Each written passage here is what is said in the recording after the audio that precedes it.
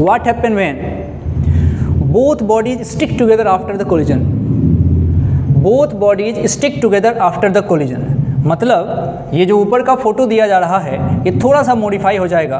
पहले की स्थिति में तो कोई प्रॉब्लम नहीं है, बाद में ये दोनों ऐसे चिपक गए, ये रहा तुम्हारा M1, ये रहा तुम्हारा M2, बाद में ये रहा तुम्हारा M1 और M2, ये दोनों चिपक गए, चिपक के एक साथ चल रहे हैं, तो ये तुम्हारा V फाइनल होगा। कुछ लोग इसको V कंबाइन भी तो बोलते हैं। तो मान लो शुरुआत की स्थिति M1 के लिए थी U1, इसके लिए थी U2, बाद में दोनों एक साथ किसी कॉमन वेलोसिटी से चल रहे हैं, चिपक के चलेंगे तो ऐसी स्थिति बनेगी।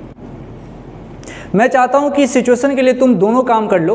कोलिजन के सवाल करने का सबसे पहला नियम है कि we have to use conservation of linear momentum, और दूसरा काम है कि we have to use the coefficient of restitution that is E, और E होता है velocity of separation upon velocity of approach, जो कि लिखा है बहुत अच्छे से V2 minus V1 upon U1 minus U2। अब इसको जब भी यूज़ करो साइन के साथ यूज़ करो, तुम बहादुर हो, और इस तरीके से करके बताओ कि इसमें कंजर्वेशन ऑफ लीनियर मोमेंटम लगाने के बाद से क्या सिचुएशन बन के आ रहा है। कंजर्वेशन ऑफ लीनियर मोमेंटम लगाइए फटाफट।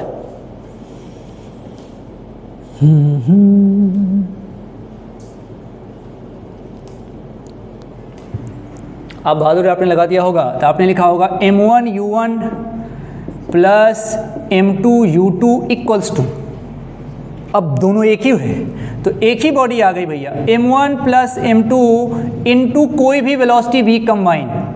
इस V कंबाइन का नाम मैं वीडस दे रहा हूँ क्योंकि वहाँ जगह की कमी थी, मैंने इसका नाम वीडस दे दिया V कंबाइन। ओके चलो, ये लिख दिया तुमने, ये लिख दिया तुमने, चलो अच्छा लिख दिया। मेरा पर्पस यहाँ कुछ और है, मैं तुमको यहाँ E का इंपॉर्टेंस सिखाने जा रहा हूँ, मैं तुमको यहाँ E का इंपॉर्टेंस सिखाने जा रहा हूँ। देखो क्या है E का मतलब, तुम जानते हो velocity of separation upon velocity of approach. E तुम जानते हो velocity of separation upon velocity of approach.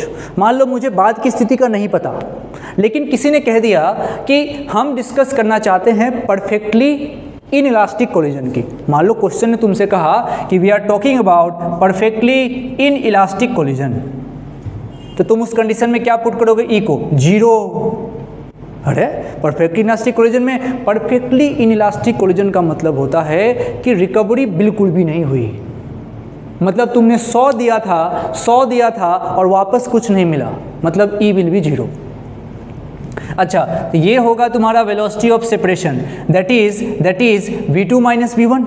लिख देता हूँ एक बार, V2 minus V1 upon U1 minus U2। ईमानदारी से बताओ, इसको 0 है, ये E हमारा 0 है, क्रॉस मल्टीप्लाई होगा तो ये V2 माइनस V1 की वैल्यू क्या 0 नहीं होगी क्या? अब जब ये V2 माइनस V1 की वैल्यू 0 हो जाएगी दोस्त, तुम देखो जो V1 है वही V2 होना पड़ेगा।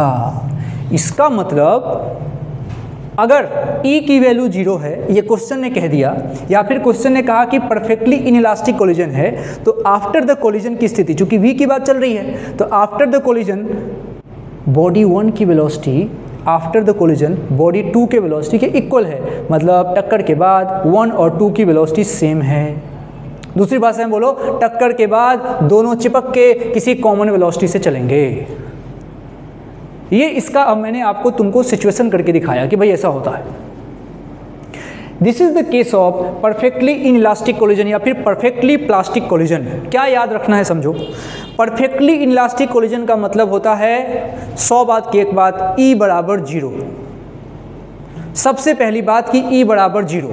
अब बॉडी चिपक के चलेगी नहीं चलेगी, मान लो मैं भूल गया, तो मैं E की वैल्यू रखूंगा V2 minus V1 upon U1 minus U2। Basic तरीके से सॉल्व करूंगा, E को 0 करूंगा, क्रॉस मल्टीप्लाई करूंगा, V1 माइनस V2 को 0 होना ही पड़ेगा, या फिर V2 माइनस V1 को 0 होना पड़ेगा। इसका मतलब है कि दोनों को बराबर होना पड़ेगा, और दोनों बराबर वेलोसिटी कब हो सकते हैं? जब एक के ऊपर एक रह के साथ में चले। इसलिए परफेक्टली इनइलास्टिक कोलिजन में हम ऐसे भी याद रख सकते हैं कि क्वेश्चन में रहे कि बॉडी स्टिक टुगेदर, कैसा कोलिजन है? परफेक्टली इनइलास्टिक, है ना। और इलास्टिक कोलिजन होता तो E की वैल्यू क्या आती है? 1। बस सिंपल सी बात है जो आप इसको ध्यान रख सकते हैं। ये है परफेक्टली इनइलास्टिक कोलिजन।